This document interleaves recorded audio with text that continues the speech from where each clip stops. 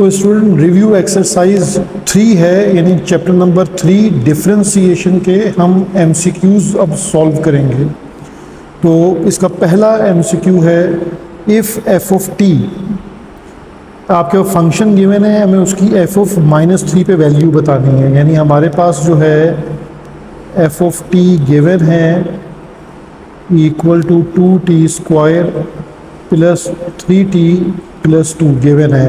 अब हम इसमें एफ ऑफ -3 पुट कर देते हैं, 2 इंटू -3 का स्क्वायर प्लस 3 इंटू -3 प्लस 2, तो ये -3 का स्क्वायर होगा +9 plus plus plus minus minus 3 3 9 plus 2, तो 2 9 18, 18 माइनस 9 प्लस 2, तो 18 माइनस 9 9, 9 प्लस 2 11। ठीक है, तो ये ऑप्शन बी इसका करेक्ट ऑप्शन है। ठीक है, अच्छा अब हमारे पास क्वेश्चन नंबर इसका 2 है, the average rate of change f of x equal to x² minus 6x plus 5, और इंक्रीज इंटरवल भी है 1 से 3 तक हमारे पास। ठीक है, तो हमें average rate of change find out करना है। तो एवरेज रेट ऑफ चेंज का मैंने आपको फार्मूला, ये इसका स्टार्टिंग की एक्सरसाइज थी रेट ऑफ चेंज। ठीक है, तो ये फार्मूला था हमारे पास f x plus delta x minus f of x divided by delta x. अब आप इसमें वैल्यूज पुट कर दें। देखिए एक्स क्या है 1 और डेल्टा एक्स क्या है 3 - 1 2, यानी आप इस तरह इसको नोट कर सकते हैं कि एक्स आपके पास 1 है और डेल्टा एक्स वैल्यू को माइनस करके आता है 3 - 1 2। तो हमारे पास पहला जो फंक्शन है x प्लस डेल्टा एक्स का मतलब है 3x plus delta x, x की जगह 1 आएगा, डेल्टा एक्स की जगह 2 आएगा, तो 1 + 2 3, यानी फंक्शन में 3 वैल्यू पुट करनी है। तो फंक्शन हमारे पास ये गिवन है, इसमें आप वैल्यू 3 पुट करें, यानी 3 का स्क्वायर -6 इंटू 3 प्लस 5। ठीक है, बड़ी ब्रैकेट यूज़ करें। फिर अब x है यानी 1 पुट करें, 1 का square -6 into 1 plus 5 divided by delta x यानी 2। अब इसको सिंप्लीफाई कर लें, ये हो जाएगा 9 - 18 प्लस 5, और यहाँ आ जाएगा 1 - 6 प्लस 5। तो देखें ब्रैकेट तो वैसे ही 0 हो जाएगी, क्योंकि 5 + 1 6, 6 - 6 0, तो 9 - 18 -9 प्लस 5 -4, तो ऊपर हमारे पास न्यूमिनेटर आएगा -4/2, तो आंसर आ जाएगा -2।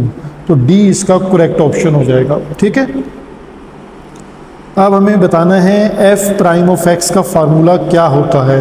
तो इसका बी ऑप्शन करेक्ट है। अगर आप पढ़ के देख लें, limit delta x approaches to 0 f x plus delta x minus f of x divide by delta x, यही फार्मूला रेट ऑफ चेंज का है। लेकिन लिमिट जब अप्लाई करते हैं तो यही फार्मूला डेरिवेटिव यानी फर्स्ट प्रिंसिपल पे आप यूज़ करते हैं।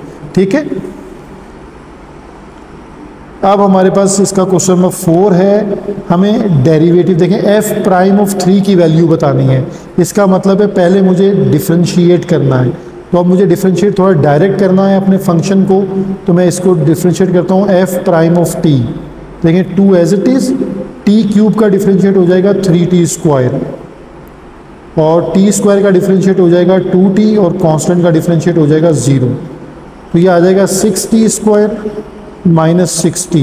अब मैं इसमें वैल्यू को पुट कर दूंगा, यानी नेक्स्ट स्टेप में पुट करते हैं, t की जगह पर 3 रिप्लेस कर दें, तो 6 इंटू 3 का स्क्वायर माइनस 6 इंटू 3, तो 3 स्क्वायर हो गया 9, और 9 इंटू 6 हो गया 54, और 6 3 हो गया 18, तो 54 माइनस 18 हमारे पास क्या बन जाएगा 6 और 36। ठीक है, तो ये इसका करेक्ट ऑप्शन आ जाएगा सी पार्ट। अब देखें ये 5 में हमसे पूछ रहा है अगर फंक्शन फ्रैक्शन में हो h of x upon g of x, then उसका डेरिवेटिव क्या होगा। तो आपको याद रहना चाहिए कोशेंट फार्मूला, और कोशेंट फार्मूला क्या होता है, डिवाइड वाला फंक्शन यानी जी ऑफ एक्स, यानी अगर आप सी ऑप्शन देखें g of x derivative of h prime of x, यानी ऊपर वाला function numerator, minus h of x derivative of denominator वाला फंक्शन, और डिवाइड बाय डिनोमिनेटर वाले फंक्शन का स्क्वायर। तो ये सी इसका ऑप्शन करेक्ट ऑप्शन है। अब 6 पार्ट है, हमें फिर डेरिवेटिव लेना है।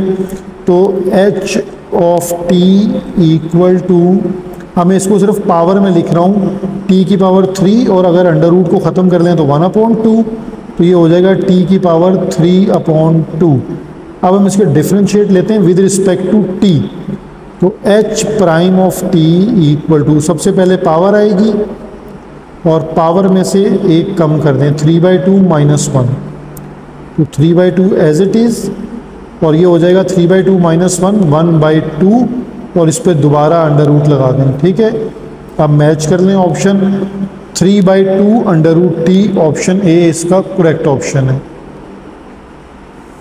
क्वेश्चन 7 है, हमें x टेंजन x का डेरिवेटिव बताना है। तो ये प्रोडक्ट रूल लग रहा है यहाँ पर, ठीक है, यानी f prime of x equal to first function derivative of second function plus second function और डेरिवेटिव ऑफ फर्स्ट फंक्शन। ठीक है, तो ये हो जाएगा x टेंजन का डेरिवेटिव होता है sec square x, tangent x as it is, और x का डेरिवेटिव होता है 1। ठीक है, तो ये हमारे पास एज इट इज़ है। अब हम sec स्क्वायर को ज़्यादा से ज़्यादा ऐसे लिख सकते हैं, 1 plus tangent square x plus tangent x। तो ये आपका ऑप्शन डी जो है वो करेक्ट ऑप्शन बन रहा है। ठीक है, अब हमारे पास क्वेश्चन 8 है, ये फॉर्मूला पूछ रहे हैं आपसे कि derivative of cos inverse y क्या होता है। तो कॉस इनवर्स y जो है इसका सी ऑप्शन इसका करेक्ट फॉर्मूला है। ठीक है, क्वेश्चन नंबर 9 में भी फॉर्मूला है कि -1/mod यानी एब्सोलूट x √x² -1 जो है ये किसका डिफ्रेंशिएशन है। तो ये कोसेक इनवर्स x का डिफ्रेंशिएशन है, इसका पार्ट सी करेक्ट है। और लास्ट पार्ट है डी के ln x का डेरिवेटिव क्या होता है, तो वो होता है 1/x, इसका डी ऑप्शन करेक्ट ऑप्शन है।